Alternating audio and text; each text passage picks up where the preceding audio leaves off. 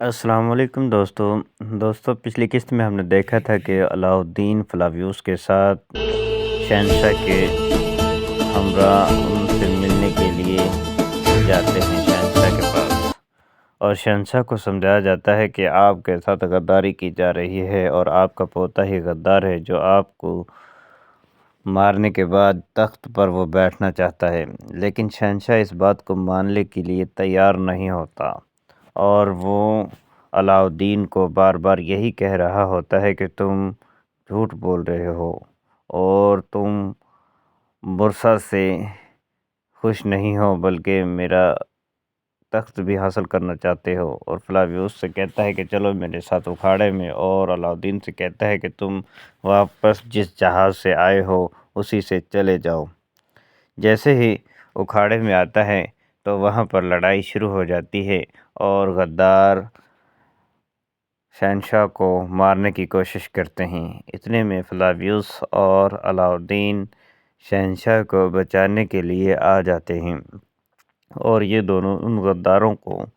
مارنے کی کوشش کرتے ہیں۔ ان کو دیکھتے ہی شہنشاہ کہتا ہے یہ احمق کہاں سے آ گئے، لیکن حالانکہ یہ علاؤالدین شہنشاہ کو بچانے کے لیے ہی آئے ہوئے ہیں، اور اس کا کمانڈر بھی غدار ہوتا ہے، اور شہنشاہ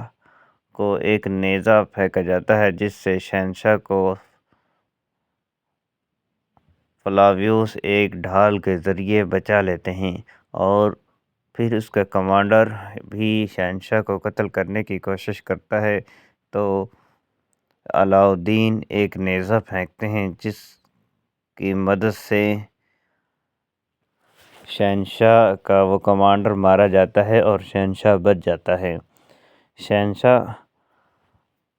کو پوری کوشش سے علاؤالدین اور فلاویوس بچاتے ہیں، اور جس کے نتیجے میں شہنشاہ راضی ہو جاتا ہے اور علاؤالدین کا شکریہ ادا کرتا ہے، اور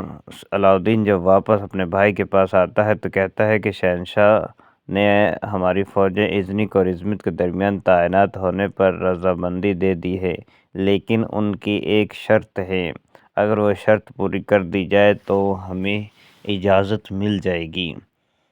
برہان صاحب کہتے ہیں کہ وہ شرط کیا ہے، مجھے شرط بتاؤ، تو اسے بتایا جاتا ہے کہ شہنشاہ نے یہ شرط رکھی ہے کہ تم شہزادی اسپارچہ سے نکاح کرو، تب ہمیں اجازت ملے گی۔